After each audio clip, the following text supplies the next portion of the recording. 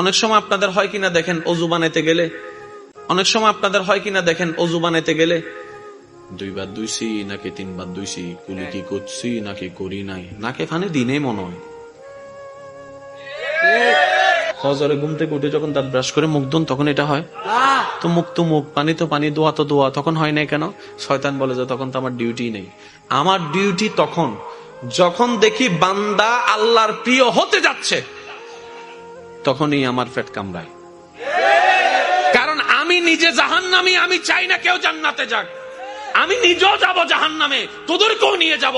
তোরা জান্নাতে গেলে আমার হিংসায় পেট ফেটে যাবে। এবার বান্দা যখন রবকে খুশি করার জন্য ইবাদত করতে থাকে, তার পেট কামড়াতে থাকে। এখন বান্দাকে তো সে আর হাত ধরে টেনে নিতে পারে না, তাই ভিতরে ভিতরে বিভিন্ন ভাবে চিন্তা দিতে থাকে। তাই তো অন্য সময় মুখ দুলে যা মনে হয় না, অজু অবস্থায় আপনার হাজার চিন্তা আসে, হাজার কিছু মনে আসে, হয় কি হয় না এটা মনে চলে আসে। কথা বলেন ঠিক কিনা?